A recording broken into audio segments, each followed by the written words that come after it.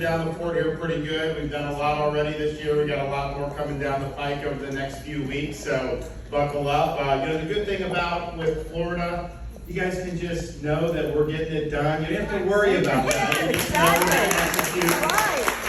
We'll make things happen, and we'll deliver big wins. But I think that when I became governor, we did a great legislative session that did a lot of stuff. Even a lot of the liberal media outlets were acknowledging this is the best legislative session in decades, perhaps, because we did so much stuff. We did school choice, banned sanctuary cities, all these other things. And that was true at the time, but I think every year we've done a little bit better and continue upping the ante. But this legislative session will be by far the best that we've done yet in the 4.5 years. That's not even really close. And that's good because at the end of the day, when you're talking about elections and getting involved in politics and all this stuff, it's what's the reason why you're doing it? And honestly, we have people on both the left and the right. I mean, they get involved in it, more for clicks or entertainment or to build a brand on social media and all these other things. And for me, that's not why I'm in it. I mean, I get in it because I think you have a chance to exercise leadership and produce results that make people's lives better, to make the state freer. And I think that Florida is a great, did you guys get this book? Or the New York Times was very upset that they had to put this as #1 in the country for 2 weeks in a row. So but if you think back to 2018, we get in by 32,000 votes, less than 0.5%, over 8 million votes cast. And that was not actually out of the ordinary for what goes on in Florida up to that point. So if you look at the governor and president races, 2010, 12, 14, 16, 18, all were 1-point races. And so it was okay, the state's in this balance, and you kind of just try to eke out a victory here or there. And so that was kind of the issue. Now, a lot of people told me when I was getting ready to take office, hey, the state is divided politically, there's a very delicate balance, be careful, tread lightly, don't rock the boat, because you lose any support from what you had in 18, then you're not going to be able to get reelected or anything like that. And I understood that, and honestly, it wasn't crazy advice, but knowing me, I rejected that advice.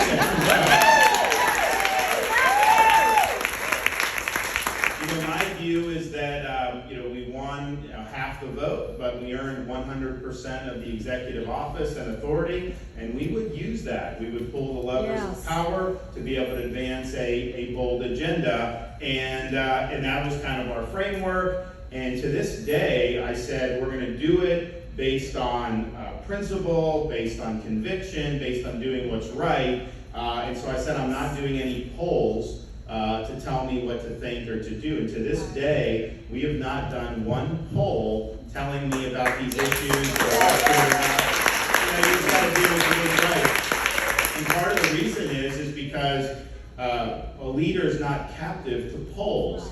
A leader sets out a vision, executes the vision, delivers results, and guess what? The polls move in your direction when that happens. So we understood that from the very beginning. And we also we're not going to let the media cow us from doing what the right thing is. I mean, the reality is, if I'm not being attacked by NBC and Washington Post and New York Times, then I must be doing something wrong. Of course they're going to go after you when you're over the target. In fact, you see how this works. So a couple weeks ago, we came out and announced that we are going to, in the state of Florida, be prohibiting something called a central bank digital currency.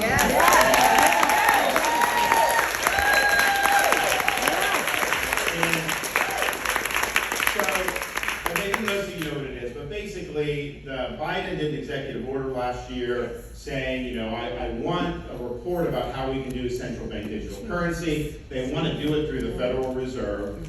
They want to basically eliminate all forms of cryptocurrency and make those illegal. But what they would do, I think, with CBDC is say, this is the currency and go to a cashless society. Now, what that would mean is any one of your transactions would basically be able to be monitored by the Fed, and they would end up putting ESG criteria, they do social credit scores, all this other stuff. So you absolutely would be in a situation where, oh, because of global warming, you can only use so much money on gas each week, or this or that. You can't buy too many firearms, all this.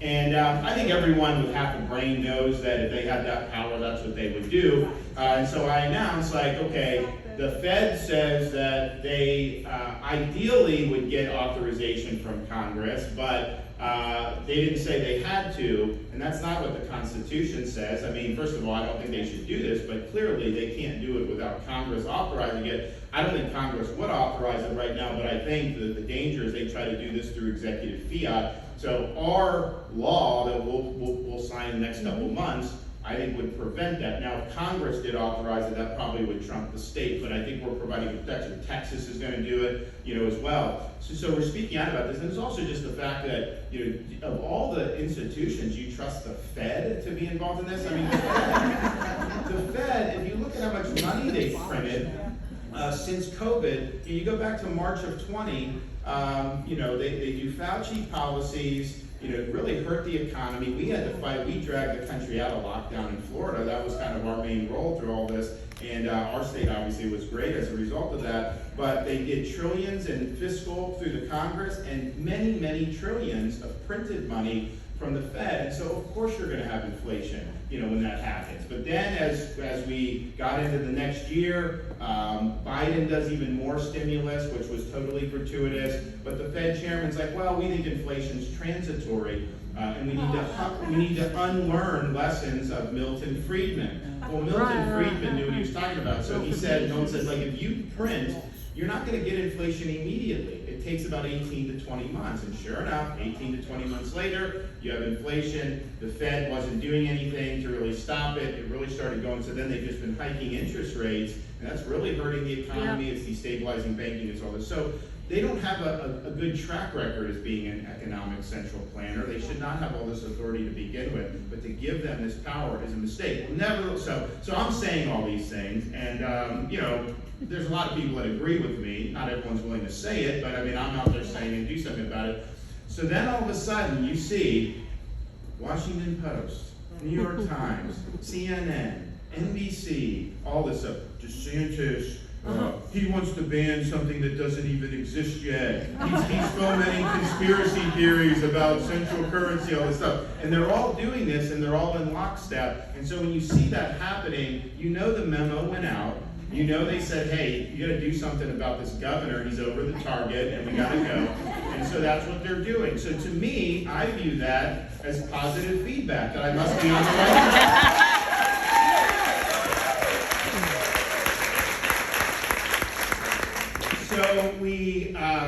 So we said no polls, and you can't let the media cow you. But we also said, when you're an executive, you preside over a branch of government, and you can have the best decision making in the world. You can have great policies, but ultimately you need a cadre of people who are going to work in the executive branch and help carry out those policies. And if you have people in there that are trying to kneecap your agenda,